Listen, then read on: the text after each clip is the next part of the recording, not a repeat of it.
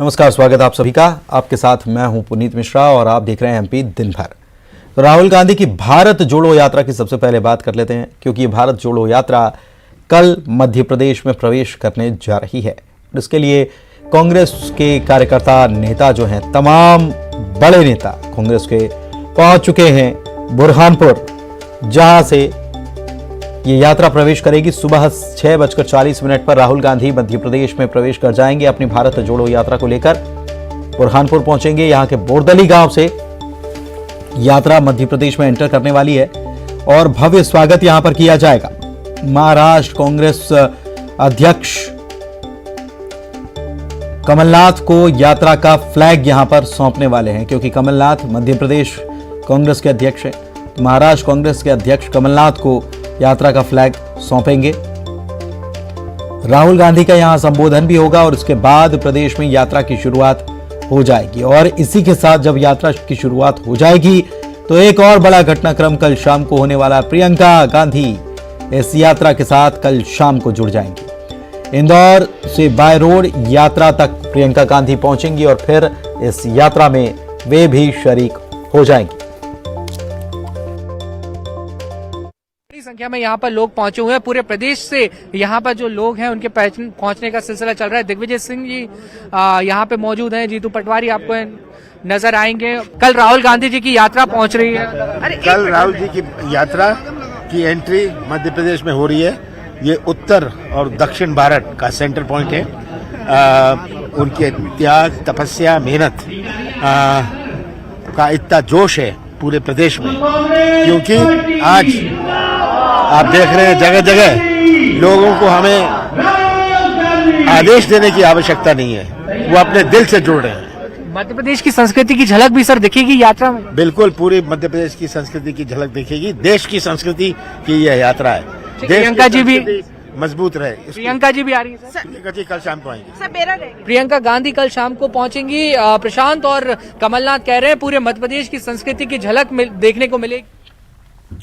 गरियाबंद से बड़ी खबर बता दें, कार एसेसरीज की शॉप में आग लगी। भीषण आग लगी है नवापारा नगर के मैडम चौक की यह घटना है। आंख में इस आग की वजह से लाखों रुपए का सामान जल गया। नवापारा थाना क्षेत्र का मामला है। काफी देर के बाद फायर ब्रिगेड की टीम पहुंची है और दमकल की गाड़ी पहुंचने से पहले सामान जलकर बुरी तरह से खाक हो चुका है।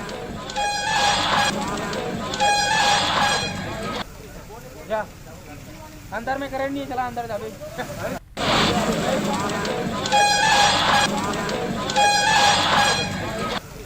जा अंदर में करंट नहीं चला, अंदर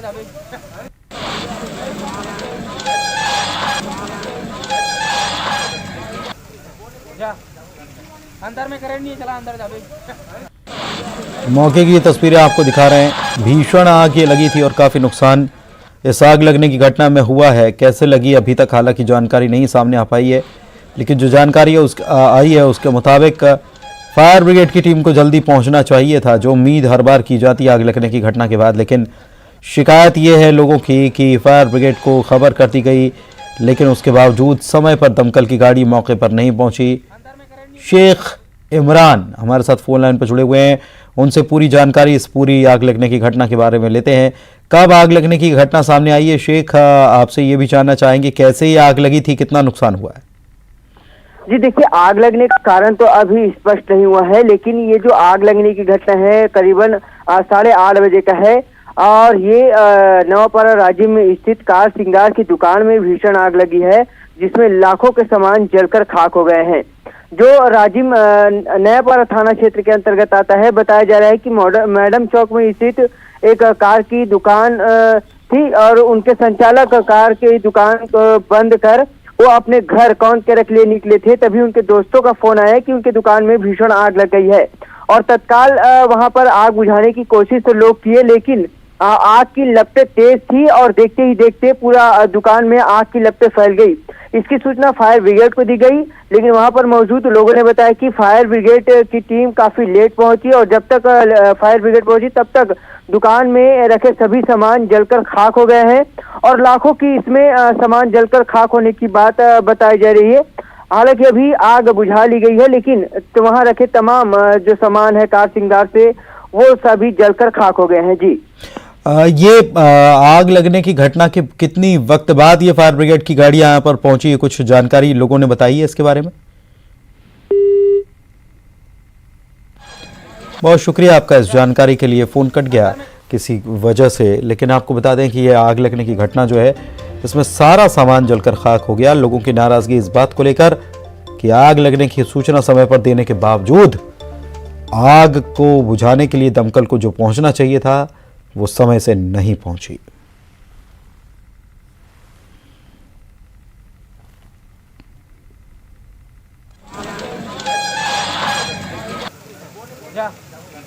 अंदर में करें। दमोह में धर्मांतरण के खिलाफ हिंदूवादी संगठनों ने कलेक्ट्रेट पहुंचकर प्रदर्शन किया। इसमें महिलाएं, बच्चे भी शामिल थे। संगठन के नेता जल्द कार्रवाई न होने पर आत्मदाह की चेतावनी देते तक नजर आ गए।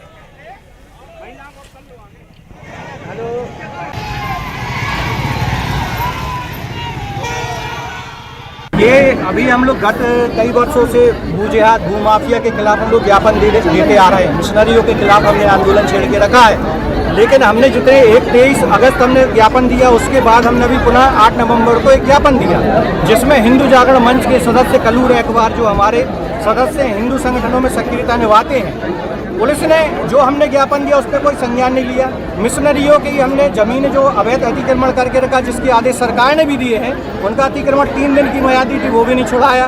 उसके बाद जब इनसे अतिक्रमण मिशनरियों पर FIR का हमने बोला तो उस पर भी कोई कार्रवाई नहीं की। उल्टा हम लोगों को दबाने के उद्देश्य से हमारे सदस्य जो कलू रैकवार और हीरा रैकवार है, उनके ऊपर जिला बदर की कार्रवाई कर दी। मुद्दों को लेकर जो है हिंदू जागरण मंच द्वारा आज जो है ज्ञापन दिया गया है और ये निवेदन किया गया है कि शासन प्रशासन जो है वो जितने भी इश्यूज वो लोग रेज कर रहे हैं उसको संज्ञान में लिया जाए और नियमानुसार कार्रवाई करना है। जो बिंदु अपने यहाँ पे कार्रवाई करने का है वो सभी जो है हम लोग जो है तत्काल कार्रवाई करने का हम लोग वो ले लेंगे। और जहाँ पे भी हम लोगों की प्रशासन और पुलिस प्रशासन दोनों का वो।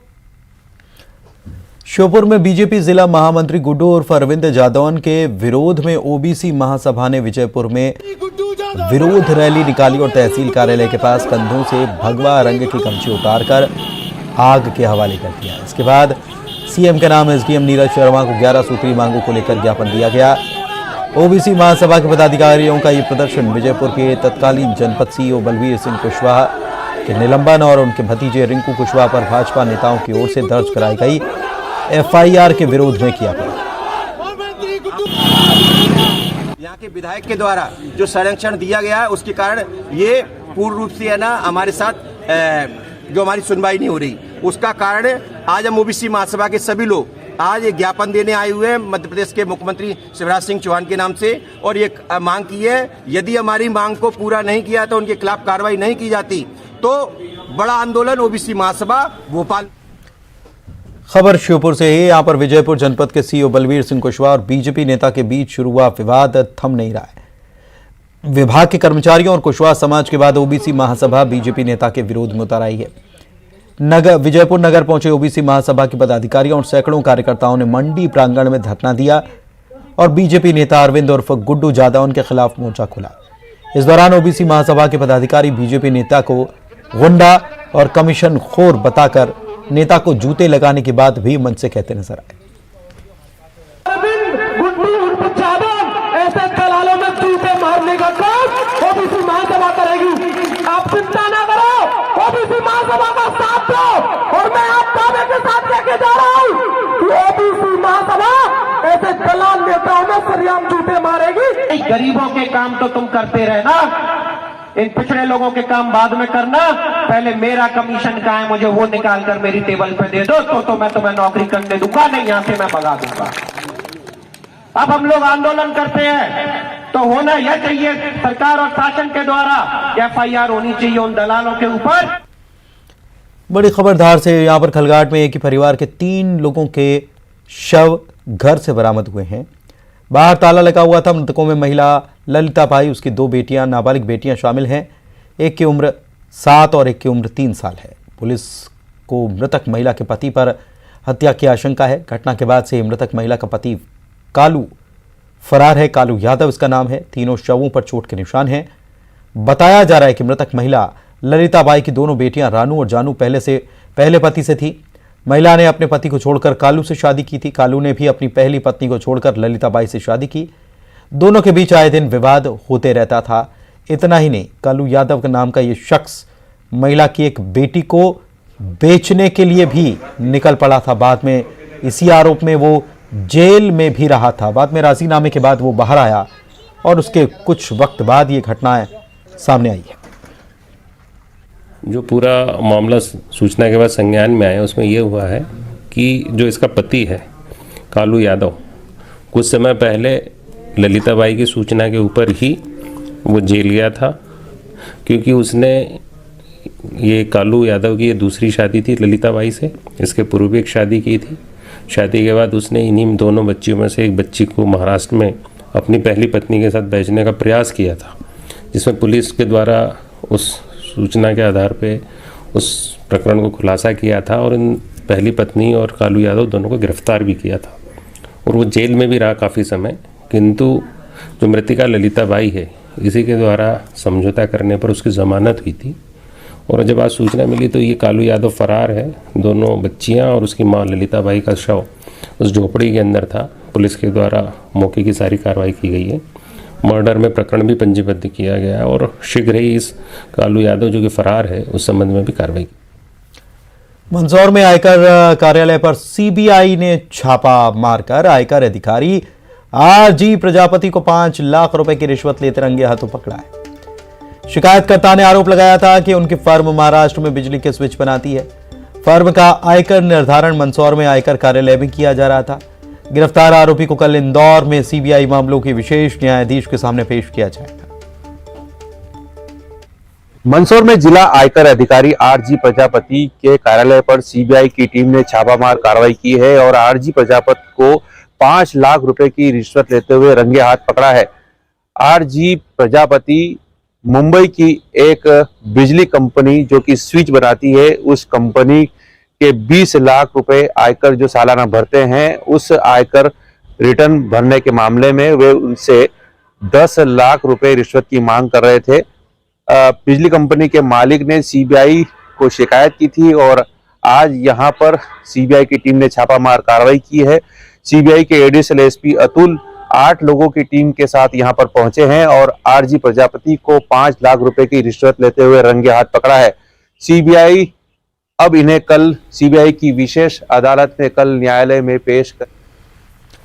विदिशा के सिरोंज तहसील के बमोरी शाला गांव में लोकायुक्त टीम भोपाल ने नाकेदार के सहयोगी बृजभूषण को 60,000 की रिश्वत लेते रंगे हाथों गिरफ्तार किया है। लोकायुक्त टीम की लीडर नीलम पटवा ने बताया कि किसान राजेंद्र सिंह का ट्रैक्टर वन विभाग के नाकेदार आशीष रघुवंशी ने पकड़ा था और छोड़ने के एवज में 80,000 रिश्वत मांग रहा था, जो 60,000 पर बाद में तय हुई।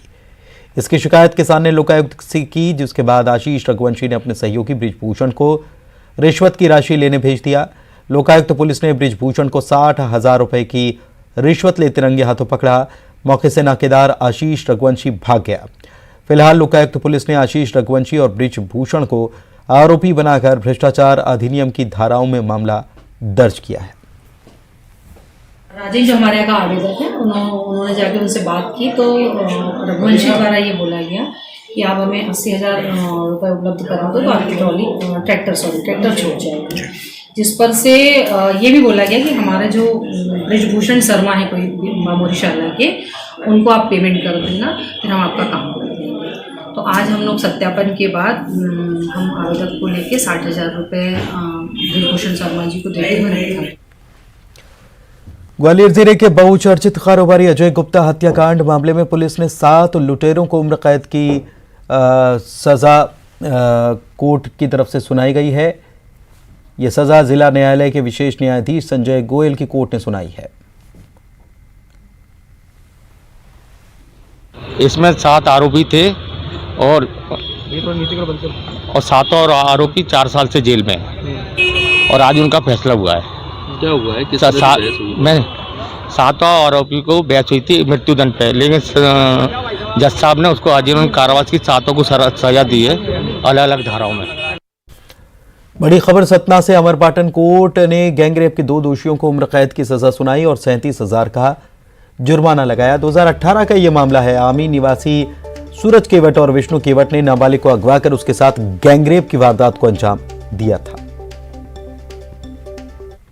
ओर से कुल 12 गवाह पेश किए गए। सभी गवाहों ने पूरी घटना को पूरी तरह से प्रमाणित किया। माननीय न्यायालय श्रीमान प्रथम अपर सत्र न्यायाधीश श्री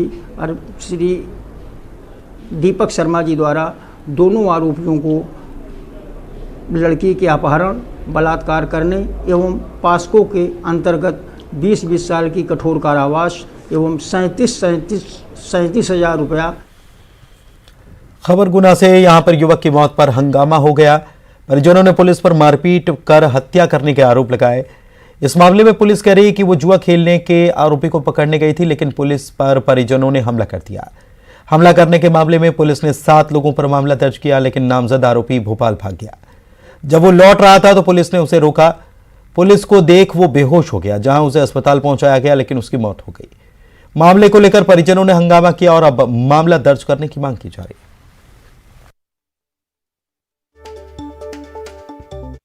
शासन ने आश्वासन यही दिया कि जो दोषी पाए जाएंगे उन पर सख्त कार्रवाई की जाएगी।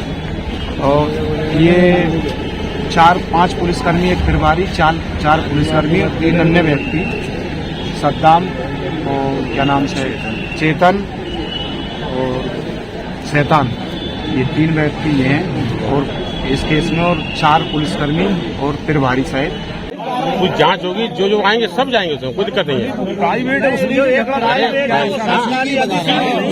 सरकारी नहीं है सद्दाम। अरे नहीं लोग कैसे क्या हुआ। देवास में कलेक्टर ऋषभ गुप्ता ने पद ग्रहण करने के बाद पहली जनसुनवाई की। इस दौरान कई विभागों के अधिकारी जनसुनवाई में अनुपस्थित थे। कई आवेदनों पर कलेक्टर ने विभाग के जिम्मेदारों को आवाज लगाई, लेकिन कोई अधिकारी आया ही नहीं। इतना ही नहीं, जनसुनवाई में कुछ अधिकारी ऊँघते हुए नजर आए। वहीं वन विभाग के एक अधिकारी तो गहरी नींद में चले गए थे। इसका वीडियो भी अब वायरल हो रहा है, ये देख लीजिए। ये वन विभाग के अधिकारी हैं। किसी काम से परमिशन लेके बाहर गए हुए थे और कुछ एक अधिकारी आज अपने ऑफिस में कहीं व्यस्त थे, तो सबको निर्देशित किया गया है कि अगली जनसुनवाई में सभी यहाँ पर उपस्थित रहेंगे। जनसुनवाई की टॉप प्रायोरिटी रहेगी और मंगलवार को 11 बजे सभी जिला अधिकारियों को यहाँ पर उपस्थित रहना है। जो बैठे थे वो भी नींद की झपकी लेते नजर आए सर, तो कोई नहीं ऐसा नहीं है, सभी लोग काम कर रहे थे। जैसे जैसे जिस कार्यालय का या अधिकारी का आवेदन था उन्होंने उस पर कार्रवाई की। डिंडौरी में जनसुनवाई के दौरान प्रधानमंत्री आवास चोरी होने की अजीबोगरीब घटना सामने आई। उमरिया ग्राम पंचायत के ग्रामीण प्रधानमंत्री आवास चोरी होने की शिकायत लेकर पहुंच गए। उनका दावा है कि कोमल सिंह के नाम पर सरकारी रिकॉर्ड में तो प्रधानमंत्री आवास कंप्लीट होना दर्ज किया गया है, जबकि जमीन पर तो आवास बना ही नहीं है। ऐसे में ग्रामीण कह रहे हैं कि जब सरकारी रिकॉर्ड में आवास पूरा बना हुआ है तो फिर आवास गायब कहां हो गया, उसका पता लगाइए। प्रधानमंत्री आवास योजना की ऑफिशियल वेबसाइट में कोमल सिंह पिता बालाराम, जिनके ID MP 551840-1 है और 22 नवंबर 2021 को आवास कंप्लीट होना उनके नाम पर दर्ज भी है। ग्रामीणों का यह आरोप है कि ग्राम पंचायत का सचिव बहादुर सिंह भट्टी पिछले 9 सालों से ग्राम पंचायत में है, पदस्थ है और सरकारी योजनाओं के क्रियान्वयन और निर्माण कार्य में मनमानी करता है। इसके कारण पात्र हितग्राही सरकारी योजनाओं से वंचित हो जाते हैं। साथ ही ग्रामीणों ने सचिव पर निर्माण के कामों में भ्रष्टाचार का आरोप लगाया और कार्रवाई की मांग भी की। जनसुनवाई में शिकायत के बाद ग्रामीणों ने जिला पंचायत के अध्यक्ष रुदेश परस्ते से मुलाकात कर सचिव के खिलाफ कार्रवाई करने की गुहार लगाई है। जिला पंचायत अध्यक्ष ने ग्रामीणों को जांच के बाद उचित कार्रवाई का आश्वासन दिया है। ग्राम पंचायत उमरिया में एक आवास स्वीकृति हुई थी कोमल के नाम से। कोमल पिता बालाराम, जिनके 4 किस्त की राशि अब तक डल चुकी है, लेकिन उनकी आवास अभी तक बने ही नहीं है, कहीं पर भी उनके घर में भी कुछ भी नहीं। इसके बारे में जो ग्रामीण है वो भी आवाज उठाए, सीओ से भी जानकारी लिया, सीओ को आवेदन भी दिया इन्होंने। सीओ के द्वारा बल्कि ग्रामीणों के साथ अभद्रता की जा रही है। चोरी सचिव बहादुर सिंह भट्टी द्वारा किया गया है और ये कागजों में तो दिख रहा है कि आवास बन गया है, पर अभी धरातल में तो वो दिख ही नहीं रहा। हम सब समस्त ग्रामवासी आए हुए हैं यही चीज की जानकारी देने कलेक्ट्रेट में। शिकायत मेरे को प्राप्त हुई है जिसमें कुछ हितग्राही हैं जिनके नाम से आवास रिकॉर्ड में पैसा आहरण हो गया है, पर उन लोगों का आवास का लाभ मिला नहीं है। जो शासन के पैसे का दुरुपयोग किया गया है, जो कि गबन है, और इसकी मैं अभी जनपद करंजिया सीओ से फ़ोन लगा के बात किया। उनके बातों से भी ऐसा लग रहा है कि वो ये अनियमितताएं जो कर रहे हैं सचिव लोगों का भी सपोर्ट कर रहे हैं। इसमें मैं तत्काल जांच के लिए अभी मैं दतिया कृषि मंडी में किसानों का जमकर शोषण किया जा रहा है। उनकी फसल का समय पर भुगतान नहीं हो रहा, फसल की तौल में गड़बड़ी हो रही है। इस मनमानी के खिलाफ किसान चक्का जाम भी पहले भी कर चुके हैं। मंडी प्रबंधन कार्रवाई कर नहीं रहा। बताया जा रहा है कि जब से मंडी में प्रशासक नियुक्त हुआ है तब से किसानों का शोषण चल रहा है। प्रशासक का कहना है कि मंडी प्रबंधन किसानों की समस्याओं के निराकरण का प्रयास कर रहा है।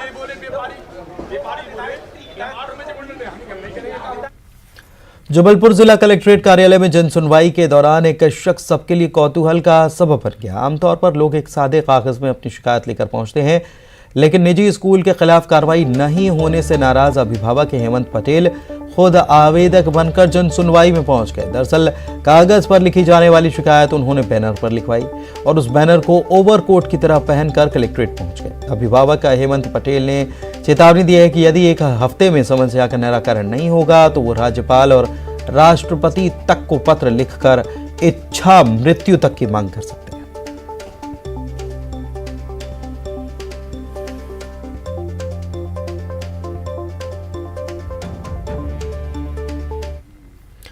बाबा महाकाल के भक्तों के लिए 2.5 महीने के बाद खुशखबरी आई, क्योंकि आम श्रद्धालु भी अब गर्भगृह में बाबा के दर्शन कर पाएंगे। गर्भगृह में भक्तों के एंट्री के बाद श्रद्धालुओं में खुशी का माहौल है। मंगलवार को करीब 20,000 श्रद्धालुओं ने बाबा के दर्शन किए। दरअसल मंदिर प्रशासक संदीप सोनी और जिला कलेक्टर और मंदिर समिति के अध्यक्ष आशीष सिंह के निर्देशन में यह व्यवस्था मंदिर समिति की तरफ से बनाई गई है। 2.5 महीने के बाद फिर से ये शुरू कर दी गई है।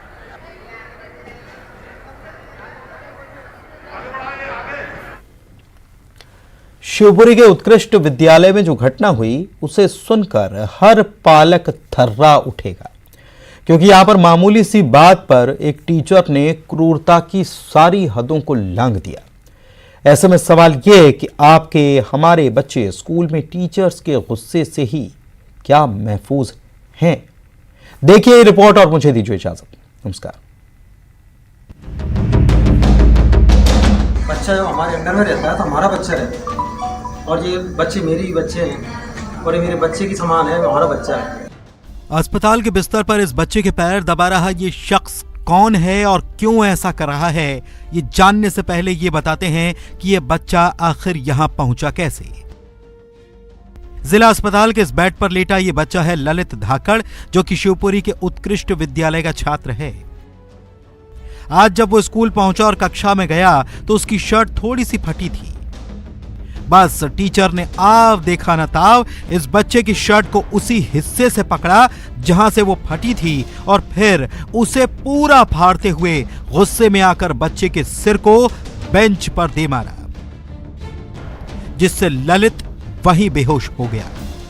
अब इस बच्चे के पैर दबा रहा है ये शख्स वही टीचर दिलीप राय है, जो ये कह रहा है कि ये बच्चा भी उनका अपना ही बच्चा है। बच्चा जो हमारे अंडर में रहता है तो हमारा बच्चा रहता है, और ये बच्चे मेरे ही बच्चे हैं और ये मेरे बच्चे की समान है, हमारा बच्चा है। पहले गुस्सा निकाला, शर्ट फाड़ी, बेंच पर सिर दे मारा और अब दुलार की ये नौटंकी। नौटंकी इसलिए कि अगर वाकई टीचर इसे अपना बच्चा समझते तो जाहिर है शर्ट फटी होने जैसी छोटी सी घटना तो छोड़िए, बड़े से बड़े हालात पर भी क्रूरता की सीमाओं को न लांघते। हालांकि बच्चे के बेहोश होने की खबर जैसे ही स्कूल के स्टाफ को लगी, वो तुरंत इसे लेकर अस्पताल पहुंचे, जहां बच्चे का इलाज किया जा रहा है। खुद ललित की जुबानी सुनिए हुआ क्या था। थोड़ी शर्ट फट रही थी तो उन्होंने वो फाड़ दी। किसने? दिलीप। अच्छा, और फिर मारपीट भी की थी क्या तुम्हारी? किस चीज से? वो मेरी बेंच में दे दी मेरी सर को बेंच में दे दिया पकड़ के, और कितना मारा था? मतलब ऐसे पकड़ के ऐसे सर दे दिया सभी के सामने। तो फिर तुमको अस्पताल लेके कौन आया था? और वो बच्चे थे, वो सर थे। कौन से सर लेके आए स्कूल वहाँ पे अस्पताल? उनका नाम मुझे नहीं पता। वहीं इस मामले की खबर मिलने के बाद स्कूल के प्राचार्य हरकत में आए। उन्होंने न केवल अस्पताल पहुंचकर छात्र की स्थिति को देखा, बल्कि पूरी घटना पर जिला शिक्षा अधिकारी को खबर की और जांच समिति का गठन भी कर दिया। जो 2 दिनों में पूरी रिपोर्ट देगी। प्रिंसिपल का कहना है कि अगर टीचर दोषी पाए गए तो कठोर कार्रवाई की जाएगी। हमारे 9th क्लास में एक टीचर हैं दिलीप राय, तो पढ़ाते समय उन्होंने एक बच्चे को मार दिया था। तो मेरे संज्ञान में आया तो उस बच्चे को चोट लगी थी और हमारे स्टाफ द्वारा तुरंत हॉस्पिटल, हमारे स्कूल के जस्ट पास में ही है, तो तुरंत हॉस्पिटल में प्राथमिक उपचार के लिए ले गए थे और मैं भी स्वयं हॉस्पिटल पहुंचा तुरंत और बच्चे को प्राथमिक उपचार दिलवाया और बच्चा अब ठीक है। और इस प्रकरण में मैंने तुरंत जिला शिक्षा अधिकारी महोदय को भी अवगत करा दिया और नियमानुसार मैंने एक कमेटी भी गठित कर दी जो इस पूरे प्रकरण की जांच करके 2 दिन में मुझे रिपोर्ट प्रस्तुत करेगी। और अगर शिक्षक की गलती पाई जाती है तो निश्चित रूप से नियमानुसार उसके लिए कार्रवाई हेतु वरिष्ठ कार्यालय को मेरे द्वारा लिखा जाएगा। कहा जाता है कि बच्चे कच्ची मिट्टी के समान होते हैं और शिक्षक वो कुम्हार जो उन्हें गढ़ने का काम करते हैं। लेकिन शिवपुरी के उत्कृष्ट विद्यालय में शिक्षक ने क्रूरता की सारी सीमाओं को लांघते हुए जिस घटना को अंजाम दिया, उसने शिक्षक जैसे पवित्र और सम्मानित पेशे को भी कलंकित कर दिया है। अशोक अग्रवाल, न्यूज़ 18, शिवपुरी।